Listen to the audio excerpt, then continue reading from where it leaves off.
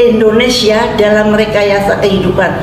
Ini beliau tulis jauh sebelum COVID datang.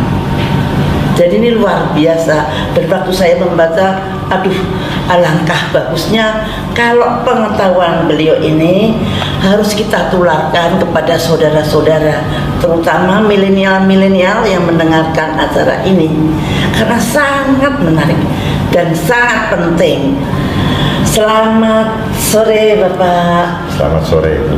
Kagum dengan buku Bapak dan 4 artikel yang Bapak tulis. Pengetahuan yang Bapak tulis itu luar biasa yang membuat saya kaget.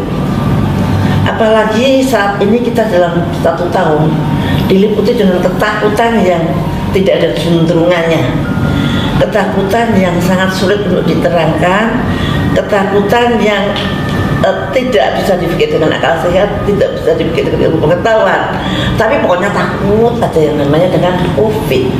Nah ini apa sih Pak latar belakang kalau bisa kita hubungkan antara pengetahuan yang ada di buku ini dan keadaan ketakutan terhadap COVID pada saat ini?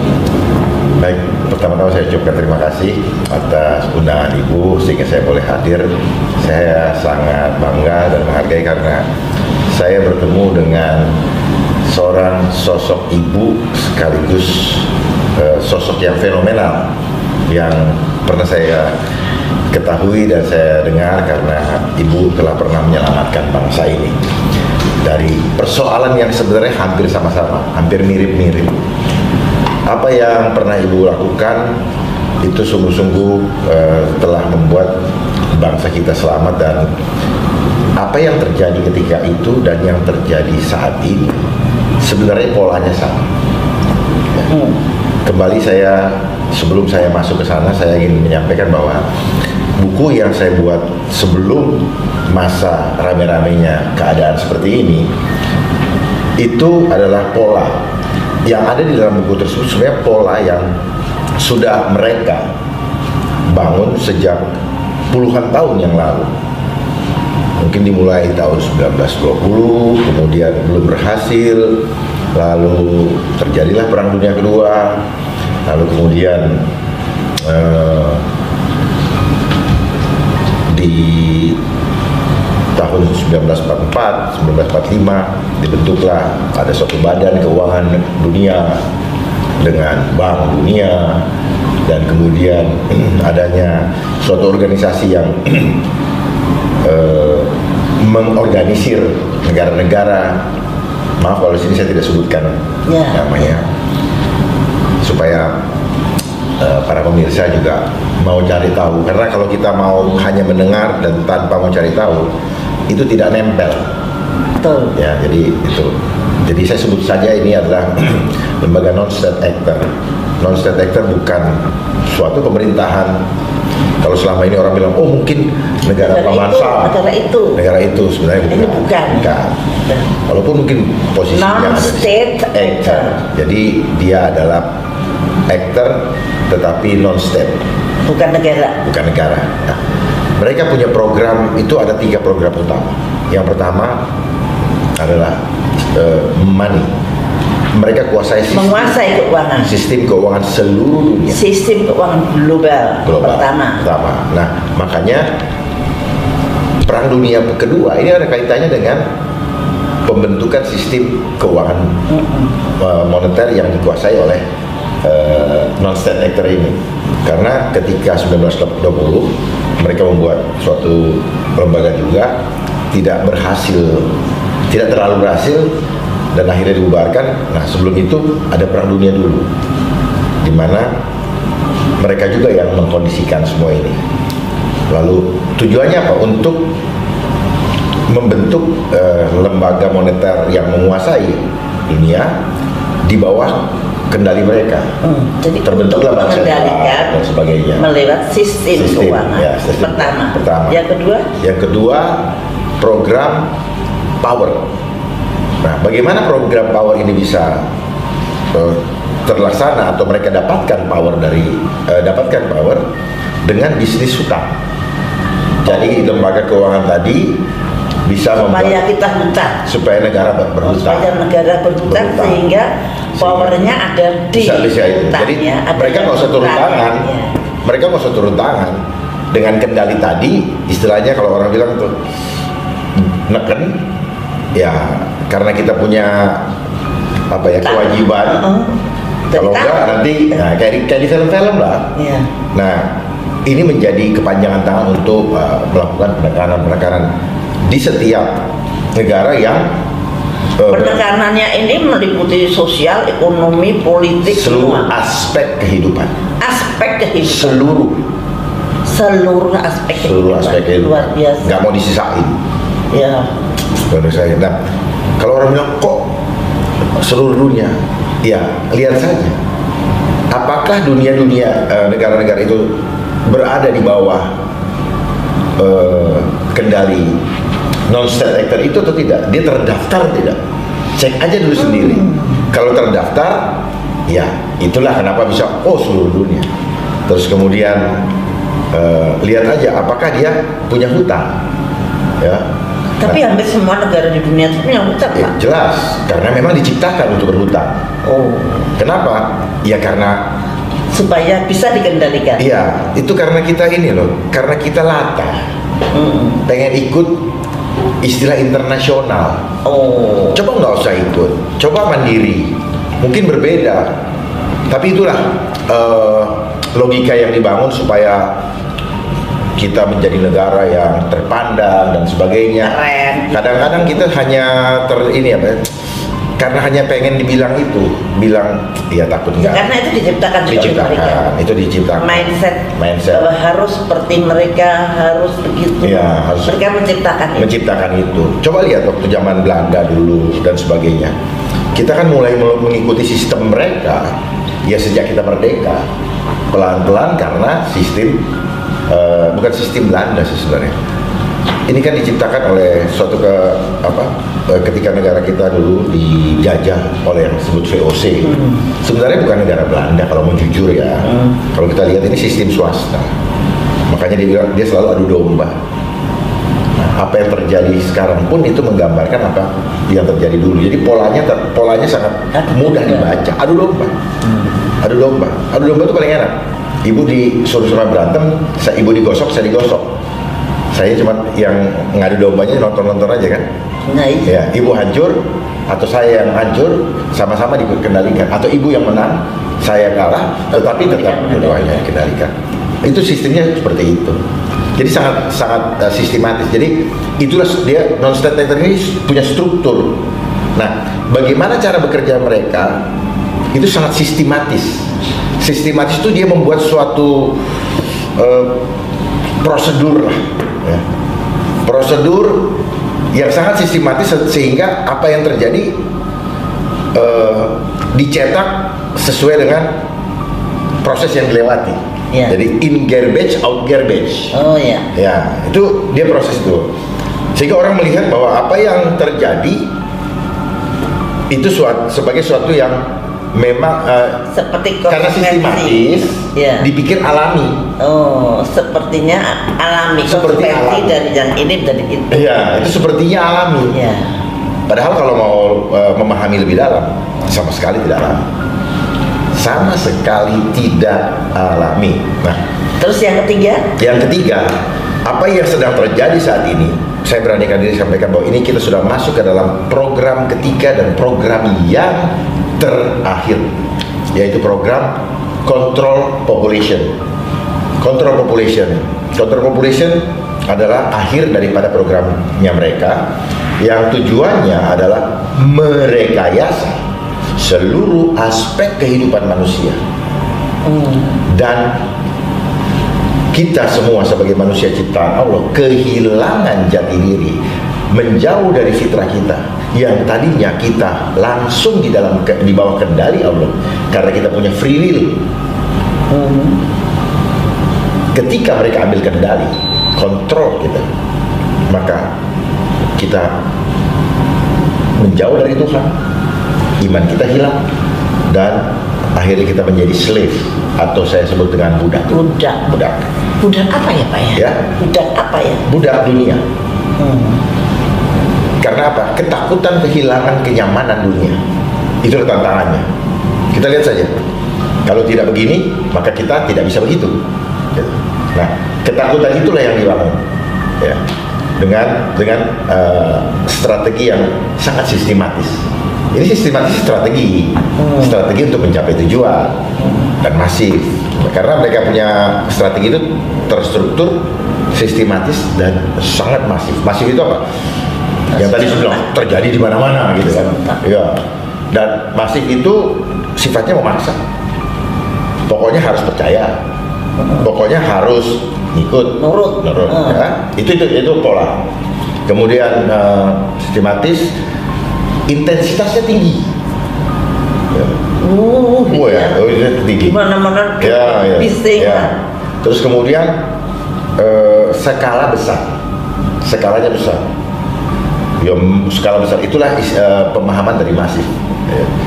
Jadi kita lihat saja dari bagaimana cara mempropagandakan yang saya sebut dengan fear engineering tadi, yaitu dengan media. Nek media nggak ono, kita nggak akan ini. Tapi media ini memang disiapkan jauh-jauh hari. Untuk apa? Untuk memudahkan mengendalikan mindset bagi orang-orang yang tidak paham. Orang-orang, manusia yang selama ini sudah terbelenggu dengan logika yang dibangun. Logika ini kan artinya program pikiran. Pikiran diprogram berdasar hanya sebatas yang mampu dilihat oleh kasat mata. Ini nggak mampu dilihat oleh kasat mata, dianggap nggak eksis. Makanya konsep di dalam sekolah selalu apa? Cari tanya datanya ada nggak? Bisa dihitung nggak? Padahal memahami kehidupan kita harus memahami 3 unsur utama: tubuh, jiwa, dan roh. Yang tadi tubuh itu hanya yang nampak. Yang sebagian besarnya justru kita tidak diajari. Tubuh ini hanya dipahami oleh intelektual. Sementara kita ini sebenarnya makhluk supranatural. Makhluk supranatural yang harus mayoritas kita punya persentase kehidupan adalah spiritual. Pertanyaannya, ketika kita sekolah, spiritual kita di mana? Dari Senin sampai Sabtu, mungkin ibu sampai Sabtu tetap dulu, itu yang dipertajam hanya intelektual. Ya, intelektual. Waktu itu spiritualnya nggak ada, jamnya dihabisin tuh. Pulang sekolah kita belajar untuk besok lagi PR. Spiritualnya nggak ada, paling seminggu 2 jam, itu pun ya gitu-gitu aja. Sehingga sistematis sekali kita digiring keluar daripada fitrah kita. Kita sulit memahami siapa diri kita. Kita lagi berada di mana, mau kemana kita nggak paham. Sehingga pada suatu waktu diberikan isu COVID yang menakutkan, langsung semua. Nah, itu sebenarnya gini Bu, itu pun sebenarnya berproses. Sejak kita sekolah kita dipahamkan oleh angka 1, 2, 3, 4, 5, 7, 8, 9, 10. Orang-orang yang berpikir dengan logika hanya ketemunya hasilnya cuma 4 hal. Pertama, sombong karena dikasih gelar, ya. Kedua, berbohong karena apa yang di dalam hati gak ketahuan, dianggap gak ketahuan, logikanya dibangun begitu. Yang ketiga, bohong, munafik. Jadi manusia yang pakai logika jadi munafik. Kita semua korban, termasuk saya korban. Bukan saya mengatakan bahwa, cuman belakangan saya diberikan pemahaman oleh Tuhan sehingga saya harus sampaikan itu. Yang ketiga, penakut. Padahal penakut itu dosa. Jadi pada prinsipnya manusia penakut. Enggak, bukan pada manusia, pemberani sebenarnya kalau dekat sama Allah. Tapi karena jauh dari Allah, jadi penakut.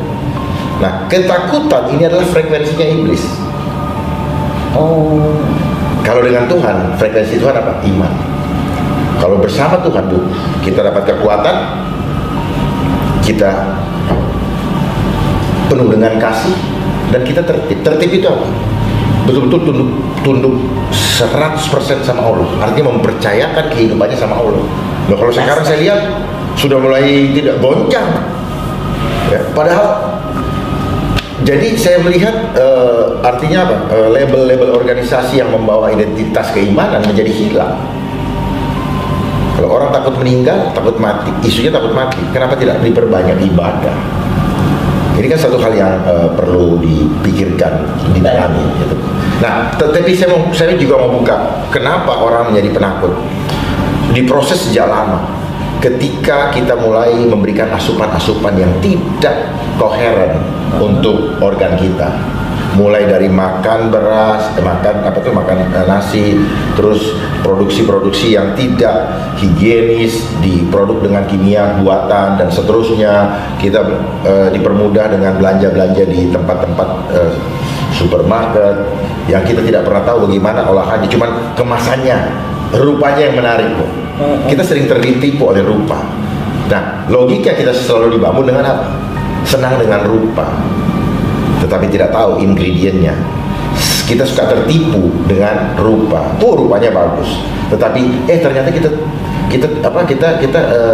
kita kecewa. Kenapa? Karena kita tidak memahami udang di balik batu. Dunia tidak mendidik kita menjadi manusia-manusia yang bijak, tetapi manusia-manusia yang pragmatis, yang semuanya pakai hitungan. Kalau ada apa-apa bilangnya wanipiro dan sebagainya. Semuanya bicara angka. Nah, angka ini justru menjadi penyesat karena kita tahu banyak lah dark number dan sebagainya. Ketika angka di banknya banyak, dia senang. Oh, imunnya naik. Ketika angkanya turun, imunnya drop, imunnya stres. Karena sel itu juga tergantung dari suasana. Kemudian ketika ditampilkan angka-angka kematian, ketakutan. Takut. Iya, kok lucu. Belief sistemnya kok hanya berdasarkan angka. Nah, itulah logika yang dibangun. Jadi antara pendidikan dengan keadaan sekarang, dengan proses kita diajar untuk makan 3 kali sehari, 4 sehat 5 sempurna, boleh makan nyari protein dari hewan-hewani, itu sebenarnya propaganda.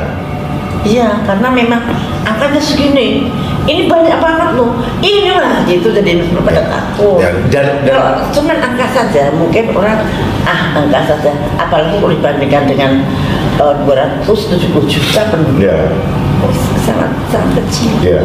Tapi itu tidak boleh ngomong begitu, lebih angkanya segitu malah ya sebetulnya tidak sakit pun dihitung sakit. Misalkan OTG itu orang tanpa gejala. Yang namanya sakit itu kalau punya gejala. Kalau nggak punya gejala bukan sakit, gitu seharusnya. Tapi sudah salah kaprah sehingga orang jadi takut. Karena itu bukan bidang saya tidak mau masuk terlalu dalam. Tapi yang saya cuma mau sampaikan di sini bahwa jangan membangun iman dengan numeric system. Jangan membangun belief system kita dengan numerik. Jangan dengan angka. Ya, tetapi ini program karena di sekolah diajari seperti itu, gitu loh.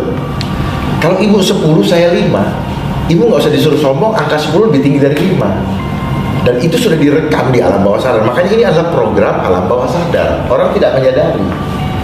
Kenapa orang senang kejar angka? Karena angka ini menunjukkan kemuliaan dunia, Bu. Kalau dengan Allah tidak ada kemuliaan dengan hitungan matematika.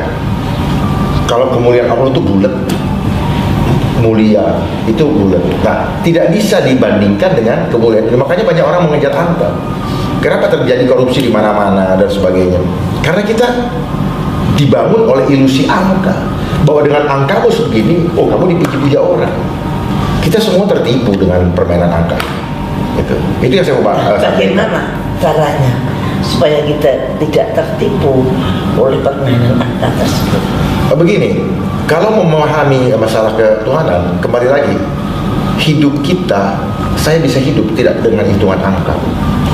Saya bilang saya masih hidup 5 tahun lagi, saya nggak tahu. Sebenarnya saya nggak bisa menghitung hidup saya dengan Tuhan gitu. Jadi jangan ukur diri kita, jangan punya keimanan berdasarkan angka. Itu aja pesan saya. Karena kehidupan kita tidak bisa. Kehidupan saya tidak bisa saya bilang, Tuhan saya mau let check out dong. Nggak bisa. Kalau Tuhan bilang panggil hari ini. Jadi saya juga mau encourage sini supaya apa? Jangan kita mempersoalkan kematian yang ada. Karena kematian itu otoritas mutlaknya Tuhan. Jangan pula ada yang berpikir mau memperpanjang kematian, karena itu otoritasnya Tuhan. Itu against God. Itu melawan kemahakuasaan Tuhan. Jangan kita menjadikan hal di luar Tuhan menjadi musyrik. Tidak boleh. Itu pemahaman saya. Dan saya juga banyak belajar dari ibu bahwa itu adalah musyrik. Ya, mengandalkan sesuatu tidak sepenuhnya kepada Tuhan itu musyrik. Itu pemahaman saya. Itu, Bu. Jadi apa-apa yang sudah kita lewati, termasuk kesehatan kita, kenapa orang menjadi penakut, ini ada prosesnya, Bu. Karena lever yang rusak, ginjal yang rusak, itu merubah karakter. Kalau enggak, kita mungkin menjadi orang yang tangguh. Kalau lever itu membuat emosi kita gampang terusik, gampang bad mood. Tapi kalau ginjal itu gampang, ginjal akan gampang kalau ginjal kita rusak, karena sel kita rusak, itu akan membuat kita menjadi paranoid dan penakut.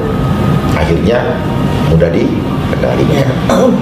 Jadi sebetulnya saya itu pengen rakyat kita itu jangan selalu dalam ketakutan, rakyat kita jangan dalam kebingungan. Nah, itu yang saya selalu berusaha, Pak. Walaupun ya dengan cara yang seperti saya bisa. Dan yang paling susah adalah ketakutan. Nah, itu kalau saya dengar keterangan Bapak tadi, ya sangat sulit ya untuk menghilangkan ketakutan, karena kita sudah numerologinya sudah mendarah daging. Cara berpikir kita sudah sangat bergandengan erat dengan angka. Kalau yang mati banyak begini karena ini aku takut, kalau enggak begitu aku nanti mati lah, kayak gitu. Misalkan, nah itu sudah menjadi tema di dalam masyarakat kita. Nah, untuk membantu masyarakat supaya masyarakat tidak terlalu takut dengan suatu isu itu, seperti apa kira-kira, Pak? Sebenarnya sangat mudah, semudah membalik tangan, asal tahu, asal memahami caranya. Sekarang gini, tanya, kamu punya keimanan apa? Masihkah kamu beriman kepada Allah atau tidak? Kalau tidak, ya kembali mendekat. Karena yang ditakutkan oleh orang-orang yang mengimani angka itu kematian. Karena kematian ini misteri. Iya. Tidak bisa dilihat oleh mata, tidak bisa dihitung oleh angka, tidak bisa minta datanya. Datanya hanya data angka lagi kan. Gitu. Bagaimana keadaan di sana? Itu misteri. Nah, itu yang membuat orang-orang pakai logika menjadi ketakutan. Tetapi kalau kita mulai paham, kita kembali bahwa saya adalah makhluk supranatural, maka saya harus kembali kepada Tuhan. Tidak boleh kembali kemana-mana. Ya, datangnya dari Tuhan, kembali ke Tuhan. Nah, memang ini harus kita bangun. Makanya ketika kita memahami, kita bisa mengajak diskusi, berbagi resep apa sih yang membuat ketakutan tidak perlu kita ini. Karena saya mau kasih tahu, kalau ketakutan itu bukan dari Allah. Oh iya? Yes. Iya betul sih, kalau di dalam Al-Quran memang kalau Anda dekat dengan Allah, maka Anda tidak akan pernah takut dan gelisah. Nah, pertanyaannya, berarti kita banyak yang sudah jauh. Sudah Jauh, dan ketakutan meninggalkan dunia. Padahal ketakutan membuat satu keputusan, kebijakan itu menjadi kacau. Ya, di mana-mana kalau orang ketakutan, ilmunya hilang. Iya, akal sehatnya hilang. Orang jaga bela diri kalau udah ketakutan, ilmunya hilang. Itu prinsip yang sangat alamiah. Jadi jangan takut ya. Dengan pakailah akal sehat, baru takut. Jangan takut dulu, baru cari akal sehat. Iya. Tapi apa yang lu sampaikan tadi, saya mau sampaikan lagi. Ini program. Kita ini adalah Homo Imago Dei. Kita adalah makhluk citra Allah. Itu original kita. Nah, kemudian konsep ini menjadi diselewengkan. Homo homini lupus. Manusia menjadi serigala manusia yang lain. Oh, manusia yang lebih kuat memakan. Nah, ini harusnya kita berkembang kepada Homo homini socius. Hidup bekerja sama. Ini yang harusnya. Tetapi kalah karena arus global. Dia bawa kita kepada Homo homini lupus.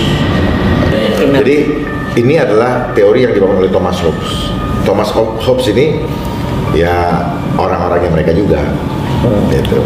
Terus kemudian teori Darwin, ya, membuat kita tujuannya apa? Supaya kita melupakan Tuhan, supaya kita melupakan asal kita. dibikin bingung kan? Serem banget ya. Iya, dibikin itu yang teori Darwin segala macam. Nah, sampailah kita mau dibuat karena ini Homo homini lupus, manusia satu menjadi manusia serigala manusia yang lain. Akhirnya kita dibangun konsep bahwa hidup ini ada ancaman. Padahal kita kalau berkembang Homo honisius, hidup ini tidak pakai gotong royong, saling silih asa, silih asi, silih asu. Itu hanya tinggal impian ya. Ya, itu harusnya kan Bu, karena kita makhluk ciptaan Allah. Kalau Allah itu seperti itu dia maunya. Tetapi kita digiring ke sini. Kalau Allah maunya gitu, ini bertentangan, berarti ini konsep apa dong? Oh ya. Iya kan? Konsep apa? Kalau itu yang penting sekali menanamkan iman pada setiap orang. Mau nggak mau, karena iman ini tergantung kepada siapa kita berimajinasi. Homo imago, image of God, itu berimajinasi kepada Tuhan. Jadi iman ini asal katanya imajinasi, image. Jadi kalau orang berimajinasi, beriman, belum tentu kepada Tuhan. Apalagi saat ini ya. Oh justru karena dibangunnya seperti itu, orang berpikir kalau saya beriman pasti sama Tuhan. Enggak. Beriman itu berimajinasi terhadap Tuhan. Tuhan yang dipikirin, Tuhan yang diimajinasikan, bukan hal-hal lain. Ya. Banyak yang tidak memahami dengan apapun juga kalau sudah begitu. karena imajinasi Tuhan, bukan takutin hanya Allah. Takutin selesai, titik gitu. Jangan, nggak pakai tambah-tambah. Imajinasi. Ya saya baru paham juga bahwa saya juga nggak ngerti iman ini apa, gimana itu. Iman emang dasar dan bukti, dasar dari segala sesuatu yang kita percaya dan bukti dari apa yang tidak kita lihat. Itu iman. Tetapi bagaimana untuk beriman? Oh ternyata berimajinasi. Makanya kenapa yang kita lihat sekarang itu gambar-gambar. Di mana kan lihat, nengok ke kiri, gambar itu dikasih lihat. Nengok ke kanan, gambar itu dikasih lihat. Nengok ke sana, bagi orang yang tidak mengerti, ini kok mengepung kita. Padahal itu adalah program alam bawah sadar supaya nancep gitu, terekam di selnya merekam, sel ini nurut. Nek masuknya gambar bagus, nek luar gambarnya tidak bagus, in garbage, out garbage gitu. Itu konsep sel ini kerjanya mengumpulkan, mengolah dan menyajikan data dan informasi. Nah, data yang informasi itu menjadi pikiran Bu. Informasi itu menjadi pikiran. Pikir-pikir terus pikiran dan perasaan. Jadi sel ini yang memproduksi jiwa. Nah, jiwa ini adalah catatan dosa kita. Jadi makin sering kita melihat sesuatu, contohlah pria. Kayak iklan. Contohlah pria, ya kayak iklan. Contohlah pria. Kenapa iklan dulu dibikin menarik, lihat perempuan, lihat mobil bagus semua, waduh keren ya. Terus dikasih artis-artis yang bagus ya. Satu saat dikasih yang nggak bagus. Jadi misalnya saya jatuh cinta sama wanita, dari mata turun ke hati. Apa yang turun? Nggak ada yang turun secara material. Tetapi yang turun adalah gelombang. Ruhnya direkam oleh sel. Dia berjalan secara sinyal Bu. Lah ibu punya televisi, ibu main remote, itu kan pakai gelombang. Gitu. Kita lagi mau pindahkan sinyalnya Bu dari gelombangnya Allah, mau dipindahkan ke gelombang yang lain. Nah, direkam oleh sel, kemudian sel itu akan menampilkan pikiran. Nah, pikiran ini dipikir-pikir, terimajinasilah kita, terbawa-bawa mimpi. Ya, itu setiap hari. Apalagi ketika orang hanya fokus kepada media televisi dan gadget yang ada. Ini gadget ada maksudnya. Oh iya Pak. Ya. Di tulisan Bapak kan katanya gadget ini sebagai pembawa alat pengintai. Alat pengintai. Yang alat pengintai. Ceritanya siapa yang mengintai? Dia punya machine learning di dalam teknologi itu. Machine learning yang ada di dalam tubuh itu. Jadi dia punya, ini bekerja sama seperti selnya manusia. Jadi handphone ini mohon izin, ini hanyalah casing yang terlihat di luar. Sama seperti tubuh kita. Tubuh kita ini casing. Tetapi yang menghidupi sel-sel yang ada memenuhi tubuh kita. Betul Bu? Nah, ini isinya sel semua. Makanya dibilang cellular pod. Pernah nggak ada yang berpikir bahwa ini dibilang cellular pod karena dia belajar dari sel tubuh manusia? Itu serem amat. Ya, seolah-olah semua menjadi mudah kan dengan. itu cuman iklan awal. itu promosi. Supaya apa? Supaya ibu tertarik menggunakannya. Dan sudah tertarik kemudian etik lagi. Ya, Nggak ada karena orang gini, nggak bisa berpisah. Inilah yang dibilang sistematis dan akhirnya masif. Masif apa? Semua orang pakai. Terpaksa memakai. Dan Karena orang sistem. pakai, Karena sistem. terkucil. Karena sistematis. Ya. Ya, sistematis. Masif memaksa, kita kepaksa makainya. Intensitasnya tinggi. Ya, makanya kalau ini suka bikin pusingnya apa? Ada WA, ada masuk berita-berita segala macam yang hampir nggak sempat mikir. Tetapi kita lihat kan, itu kerekam tuh Bu. Tergantung apa yang dikirimin, gambar porno kah, apakah itu rekam. Dan itu bukan apa namanya, bukan alami, dibikin untuk memprogram kita keluar dari citra Allah, menjadi manusia-manusia yang brengsek. Oh my God. Ini hancur, ini apa, jati diri bangsa. Terus kemudian masih apa namanya, satu lagi skala besar. Partai besar semua orang memiliki Bu. Dulunya mahal kan Bu. Sekarang sampai level bawah sekali. Seluruh servant juga memiliki ini. Iya. Nah, setelah ini semua masuk, tujuannya apa? Nanti saya kasih tahu dulu. Untuk mengintai karakter kita, mengukur ini Ibu Siti ini kekuatannya seperti apa, kekuatan nih, mentalnya seperti apa, lemahnya di mana. Oh, mata duitan misalnya, oh lemah, gitu. Dia ngintip situ. Jadi kayak penangkapan itu kan ngintip, gitu kan. Gitu. Dia pelajari kelemahan, SWOT analysis lah kalau ibu tahu, SWOT kelemahan, strength, weakness, opportunity. Nah, setelah itu kembali data itu dipelajari oleh mereka. Ini adalah peran non fisik sebenarnya. Kalau peran fisik kan kirim orang untuk ngintai wilayah yang mau ditaklukkan kan. Setelah ini kembali lagi laporan, pelajari kapan waktu menyerang yang terbaik. Pada saat seperti apa? Ya pada saat orang terlena, pada saat orang punya euforia yang dipikir hidup ini akan 1000 tahun lagi, terus orang pada membangun apa namanya kemegahan dunia, lupa Tuhan. Pada saat mana? Pada saat orang sudah lupa Tuhan. Itu saat yang tepat kita masuk. Karena kalau orang masih kuat dengan imannya kepada Tuhan, nggak mungkin jebol. Tidak mungkin jebol. Serem amat. Iya, nggak dia lihat waktu yang tepat. Betul. 2019 masuk. Pada waktu saya di dalam di Pondok itu kan enggak bapak ini enggak begitu. Wah itu ibadahnya jauh lebih bagus daripada setelah pegang. Jadi yang justru saya dulu bisa meledek teman-teman yang IU sama saya itu lebih merdeka saya. IU itu dikuasai oleh HP, saya bilang. Tapi saya di sini saya nggak pakai HP. Kalau punya HP, baru mau apa HP bunyi, jadi berhenti. Mau apa? Aku pengen nyari apa. Jadi akhirnya waktu untuk ibadah pada Tuhan itu dia akan berkurang. Nah ini suatu keniscayaan yang kita hadapin ya Pak ya. Gimana ya caranya untuk ya kita harus, saya nggak tahu bagaimana saya harus mengurangi HP ini supaya ibadah saya lebih bagus lagi gitu misalkan. Pak, saya akan bertanya Pak, ini buku Bapak, ini ada gurita ini mencengkeram dunia.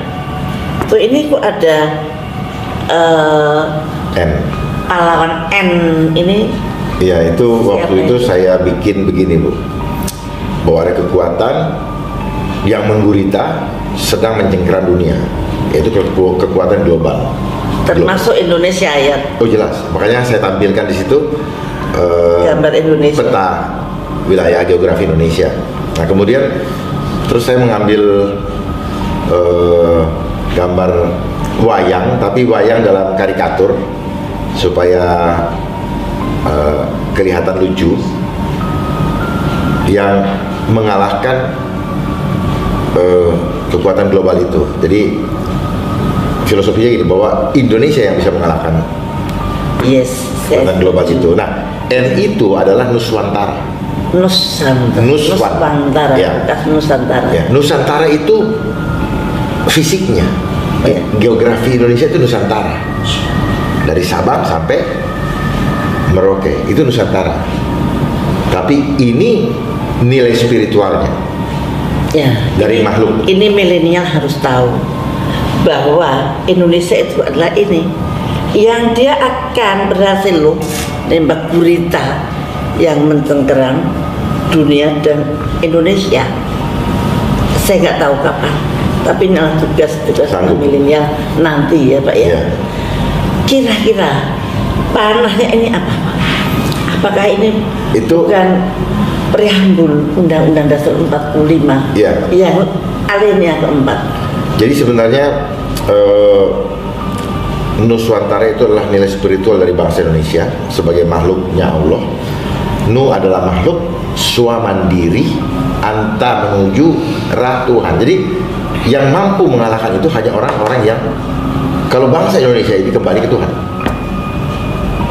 Kalau tidak kembali, bablas. Hanya makhluk Indonesia yang kembali kepada fitrah yang akan kembali. Artinya fitrah ini Apakah bukan Undang-Undang Dasar 45 atau Pancasila atau preambul alinea keempat tadi ya? Ya, ini sebenarnya Nuswantara ini adalah inti daripada itu sendiri, inti daripada preambul itu. Jadi kalau jangan sampai kita terbawa kepada manusia-manusia yang materialistis. Kalau materialistis pasti tunduk, tetapi kalau yang fitrah, yang kembali kepada Tuhan, fokus kepada Tuhan, itu yang bisa mengalahkan. Nah, kita lihat lagi ke preambul atau pembukaan Undang-Undang Dasar 45 alinea 2 dan 4. Cita-cita bangsa Indonesia merdeka, bersatu, berdaulat, adil dan makmur. Tujuannya Merdeka, bersatu, berdaulat. Lah ini yang berdaulat. adil dan makmur. Adil dan makmur. Ini aja kalau Ibu breakdown merdeka apa? Ya merdeka dari Merdeka ceritanya atau merdeka secara fundamental kita merdeka. Di compare dengan perkembangan yang terjadi sejak 1945 sampai dengan saat ini. Bersatu, silakan dipikirkan juga ini. Masihkah bersatu, berdaulat, adil dan makmur? Nah, ini kondisi, ini silakan direnungkan. ya. Tapi di mata saya terjadi deviasi karena apa? Tidak diisi dengan tujuan-tujuan sebagai makna yang ada di dalam preambul yang alinea keempat. Membentuk negara Republik Indonesia untuk melindungi. Cita-cita kita adalah satu untuk melindungi. Itu tujuan. Tujuan. Kalau cita-cita tadi merdeka, bersatu, berdaulat, adil dan makmur. Oh, iya. Kalau ini tujuannya. Tujuannya. Bagaimana cita-cita bisa tercapai kalau tujuannya tidak di program yang untuk melindungi segala bangsa dan segenap bangsa dan seluruh tumpah darah. Terus kemudian mewujudkan kesejahteraan umum, mencerdaskan kehidupan bangsa. Nah, mencerdaskan jangan cuma pikir intelektual, justru spiritual yang penting. Lihatlah pendiri bangsa ini, ya, ketika itu Pak Abah Hashim, ya, beliau yang indikan Pancasila supaya sila pertama itu adalah ketuhanan yang Maha Esa. Beliau menempatkan Tuhan nomor satu karena Tuhan yang Esa. Ketika kita tempatkan dia satu dan kita memahaminya, mengamalkan dengan sungguh-sungguh, maka sila kedua, 3, 4, 5 itu pasti kelar. Itu kalau memahami. Jadi memahami ketuhanan yang Maha Esa itu artinya apa? Kita ikhlas menerima perbedaan. Baru bisa kita, kalau sudah ikhlas menerima perbedaan, baru kita bisa adil. Karena tanpa ikhlas nggak bisa adil. Baru bisa beradab. Yang terakhir adalah turut aktif dalam perdamaian dunia berdasarkan kemerdekaan, perdamaian abadi dan keadilan sosial. Nah, kenapa ini tidak bisa tercapai dengan baik karena malah terjadi deviasi karena adanya arus global yang menggulung begitu besar sehingga kita tergiring justru keluar daripada rencana kita sendiri, justru mengikuti program-program internasional supaya kita kerasa masuk di dalam, sehingga kita masuk di dalam lipatan daripada gurita-gurita yang membuat bangsa ini menjadi seperti ini. Gitu. Jadi alangkah kuatnya lilitan gurita itu terhadap bangsa Indonesia ini sehingga tergeruslah kehidupan kita yang sesungguhnya ya Pak ya. Iya Bu. Nah, bagaimana kira-kira kita untuk melepaskan diri kecuali kembali kepada Tuhan ya, untuk melepaskan diri dari lilitan gurita global yang sudah melilit sampai ke aliran darah kita barangkali, karena semua mindset kita memang sudah ke sana. Bahkan untuk milenial itu bangganya kalau internasional dari asing, sudah tidak melihat lagi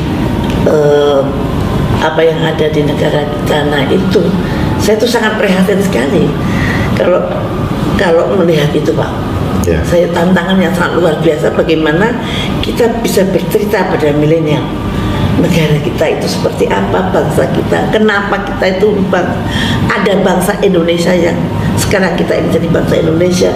Nah itu nampaknya sekarang sudah hilang. Nah kira-kira bagaimana untuk bisa memperkuat agar kita tidak terlilit oleh gurita global yang seperti itu? Kita kembali kepada konsep dasar kenapa bangsa ini dibangun, kenapa bangsa ini dibentuk. Kembali saja juga dengan program founding father kita, Bung Karno dulu, di mana beliau mencanangkan Trisakti, mandiri dalam 3 aspek, politik, budaya, maupun ekonomi. Jalankan saja itu. Mandiri. Jadi kemandirian itu kunci utama. Kunci utama. Sama seperti tadi yang saya sampaikan, Nuswantara. Nu itu makhluk mandiri. Nu makhluk swa mandiri, menuju ra Tuhan. Jadi ini inline Bu dengan konsep yang tadi. Kalau kita bisa menentukan nasib bangsa kita sendiri. Iya betul. Justru mayoritas yang menjadi petani itu akan happy kalau kita mandiri. Iyalah. Tidak dikuasai oleh oligarki yang justru seperti begini. Kalau kita lihat, indeks ekonomi bla bla bla bla bla sudah naik. Pertanyaannya, apakah menyentuh kepada kelompok bawah? Kan tidak. Belum tentu, pasti tidak. Karena mereka hanya menggunakan angka jumlah yang banyak itu hanya sebagai pembagi. Tetapi di mana gitu? Di kelompok-kelompok yang mereka yang menikmati itu, rakyatnya tetap jadi seperti yang kita rasakan sekarang. Bahkan dengan kondisi yang sekarang ini semakin sulit.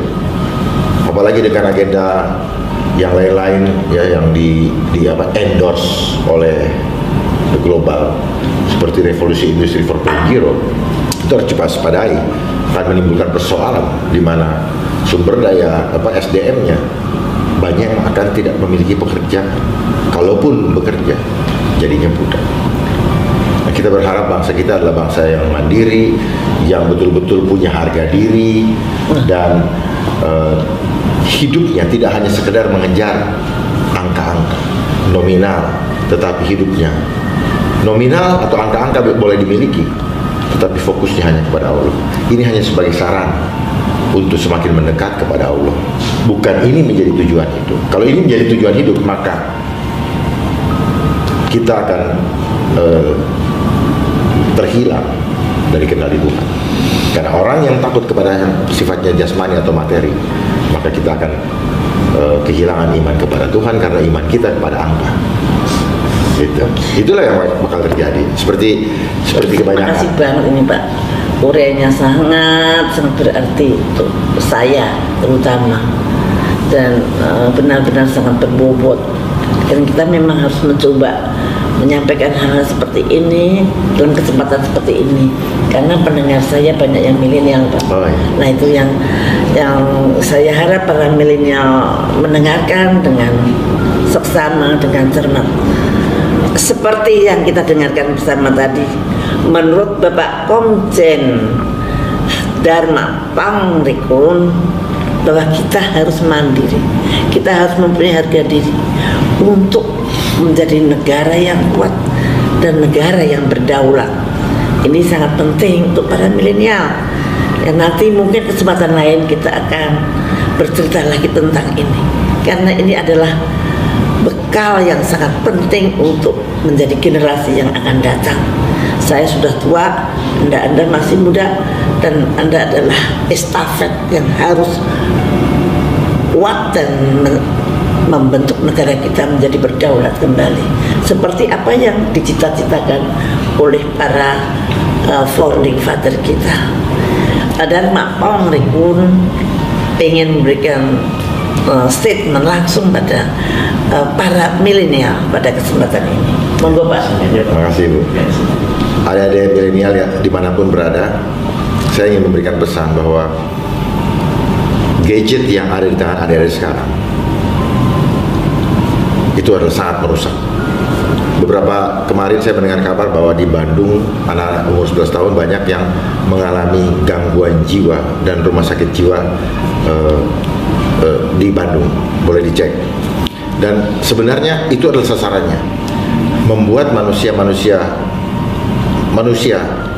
bukan cuma di Indonesia itu menjadi budak teknologi dan tidak mampu mengendalikan diri karena jiwanya dikendalikan oleh gelombang. Mereka menggunakan gelombang elektromagnetik. Saya juga pesan kepada ibu-ibu jangan memberikan anak-anaknya digital parenting dengan gadget. Kenapa? Karena free frontal cortex, otak anak-anak itu akan rusak.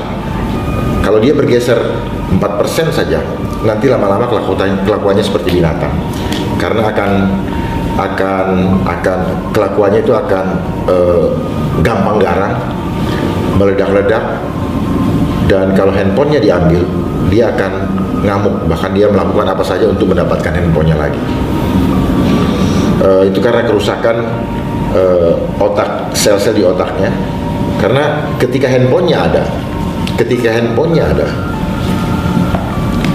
rasa nyaman, rasa menarik atau bahagia, karena ada hormon dopamin. Hormon dopamin ini adalah hormon yang diproduksi karena rangsangan gelombang, tetapi ini tidak alami. Begitu handphonenya menjauh, maka sedih lagi.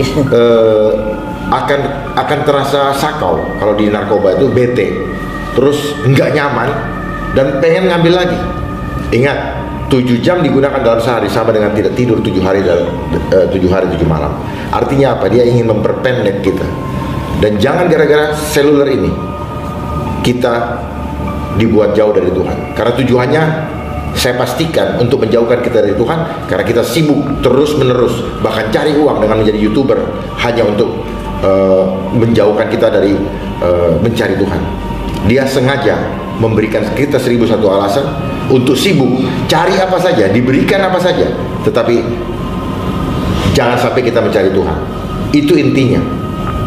Jadi apa yang terjadi sekarang akibat daripada kita sudah jauh dari Tuhan, sehingga ketakutan menguasai kita.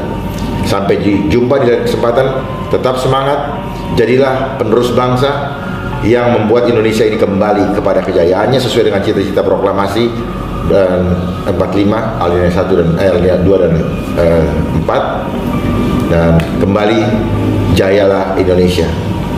Selamat berjuang. Terima kasih Bapak Pangrikun yang telah memberikan waktu yang cukup lama untuk berbincang-bincang dengan saya, dan insya Allah para pendengar mendengarkan dan mudah-mudahan bisa memahami apa yang kita bicarakan pada malam ini. Terima kasih. Wassalamualaikum warahmatullahi wabarakatuh.